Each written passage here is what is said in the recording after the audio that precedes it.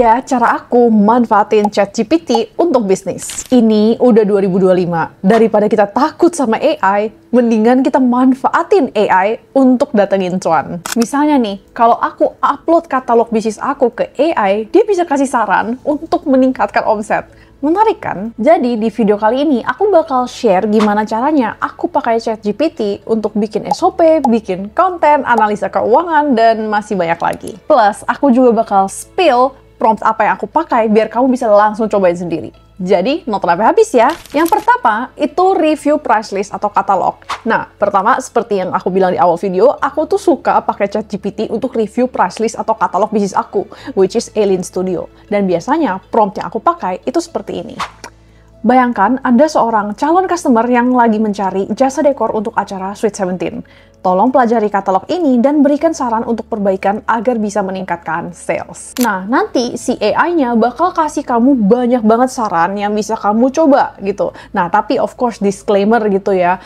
Namanya juga AI, belum sempurna, jadi nggak bisa kamu 100% plek-tiplek gitu. Harus tetap kamu saring dengan logika business owner, mana yang menurut kamu make sense untuk diikutin dan mana yang sebenarnya nggak perlu. Misalnya, nah di sini dia ada kasih saran untuk jelasin perbedaan antara fresh flower dengan artificial flower. Nah, ini kan bagus gitu ya. Nah, habis itu dia juga saranin untuk bikin paket bundle gitu. Nah, ini juga bagus gitu ya, karena awalnya aku nggak kepikiran. Nah, menarik kan? Sebelum aku lanjut, aku tuh seneng banget untuk sharing ilmu dan pengalaman aku biar kamu bisa sukses lebih cepat dari aku. Jadi, kalau kamu suka video-video aku, jangan lupa untuk support aku dengan like dan subscribe. Biar aku bisa makin semangat untuk bikin video buat kalian. Kedua, itu adalah bantu bikin SOP. Nah, aku suka minta bantuan ChatGPT untuk bikinin SOP untuk bisnis aku, terutama outline-nya, biar aku nggak usah mulai dari nol gitu, kan boros waktu gitu kan. Nah, tapi kamu harus tahu dulu kamu lagi mau bikin SOP apa dan juga job desk jelasnya itu seperti apa. Kalau sudah tahu, baru kamu bisa masukin ke ChatGPT dan biasanya prompt yang aku pakai itu seperti ini. Bayangkan ada seorang pebisnis yang berpengalaman. Nah, tolong buatkan draft SOP untuk posisi misalnya customer service kayak gitu dengan job description sebagai berikut. 1 apa, 2 apa, 3 apa, dan terus dilanjutin aja. Nanti bakal keluar poin-poin seperti ini yang bener-bener bakal ngebantu banget gitu, terutama di outline-nya dan bakal ingetin kamu ada poin apa aja yang harus masuk ke dalam SOP kayak gitu.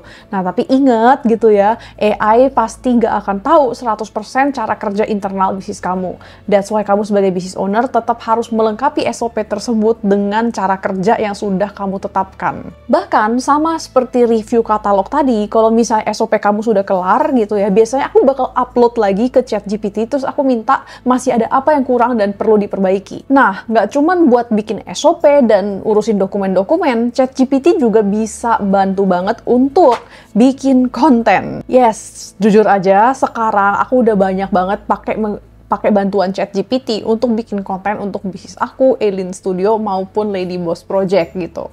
Nah, tapi disclaimer, ChatGPT nggak bisa bikin konten dari nol dan kamu langsung terima jadi aja gitu ya. Sebenarnya bisa sih, tapi hasilnya tuh jelek gitu, kayak generic banget kayak gitu. Nah, that's why ChatGPT biasanya aku pakai untuk bantuin cari ide konten, bikin caption, atau revisi skrip. Nah, pertama nih, aku bakal contohin dulu untuk cari ide konten gitu ya. Nah, aku bakal pakai prompt seperti ini. Bayangkan Anda seorang social media specialist yang sedang kelola akun Instagram untuk bisnis di bidang, nah misalnya kalau aku jasa dekor pesta gitu, dengan target market demikian, dan isi target market kamu gitu. Misalnya anak muda usia 20-an yang suka kumpul-kumpul makan cantik. Nah, habis itu tolong buatkan 10 ide konten menarik dan variatif untuk mengedukasi, menghibur, dan berjualan. Nanti bakal muncul banyak banget ide-ide menarik yang bisa kamu coba. Nah, sebenarnya kalau misalnya kamu males, bisa aja sih kamu tinggal minta, tolong bikinin skrip ya untuk ide yang nomor 1, kayak gitu misalnya. Tapi jujur nih, hasilnya jelek. That's why aku saranin untuk kamu bikin sendiri dulu skripnya, habis itu baru kamu copy-paste skrip tersebut ke ChatGPT untuk ditingkatkan atau diperbaiki. Promptnya seperti ini. Tolong analisa skrip di bawah ini dan sarankan beberapa ide untuk perbaikan agar konten ini bisa ramai views-nya. Nah, habis itu kamu tinggal copy-paste aja skrip yang udah kamu tulis sendiri. Nah, nanti baru ChatGPT bisa kasih saran, misalnya hook-nya kurang menarik, atau mungkin kamu harus persingkat skripnya, atau ada beberapa kata yang harus diubah. Keempat, itu analisa keuangan. Jujur, aku makin kesini makin sering pakai AI untuk bantu cek kesehatan keuangan dan identifikasi ada nggak red flag yang awalnya aku belum sadar. Nah, caranya aku tinggal upload laporan keuangan ke ChatGPT. Nah, ini tuh ada income statement, cash flow statement, dan balance sheet. Dan by the way, angka di video ini semuanya cuma contoh ya, karena laporan keuangan bisnis aku yang sebenarnya confidential, obviously. Biasanya aku ketik prompt seperti ini. Bayangkan kamu seorang financial analyst. Pelajari laporan keuangan di atas dan tolong analisa performa serta kesehatan keuangan dari bisnis ini. Mohon berikan saran untuk tingkatkan cash flow dan naikin profit. Nanti dari ChatGPT-nya, dia bakal kasih analisa keuangan seperti ini, udah ada rasio-rasionya kayak gitu, dan juga dia bakal kasih saran beberapa area yang kemungkinan bisa jadi problem nanti. Misalnya, di sini dia ada infoin kalau perputaran stok itu agak kurang gitu, habis itu juga kebanyakan kredit yang kemungkinan bisa menjadi kredit macet. Nah, tinggal kamu cek aja kondisi aslinya dan of course mikir strategi ke depannya. Tapi of course kamu butuh laporan keuangannya dulu baru bisa dicek sama AI, dan sejauh ini aku lihat AI belum bisa untuk bikin laporan keuangan dari nol ya. At least belum bisa akurat gitu angkanya. Nah, that's why kamu sebagai business owner harus mengerti dan bisa bikin laporan minimum yang sederhana biar kamu bisa cek kesehatan keuangan bisnismu. Kalau kamu mau serius belajar cara bikin laporan keuangan untuk bisnis UMKM dari awal sampai jadi, kamu bisa ikut kelas Small Business Finance karena di situ aku udah share tutorial lengkapnya dan semua ilmu terbaik aku tentang manajemen keuangan untuk business owner. Sekarang harganya masih 300 ribuan aja, tapi karena materinya diupdate terus, bentar lagi harganya naik, jadi mendingan kamu daftar dulu sekarang, cek linknya di description ya. Kelima, itu bikin pertanyaan interview. Kalau bisnis kamu udah mulai berkembang, pasti kamu butuh karyawan atau freelancer kan?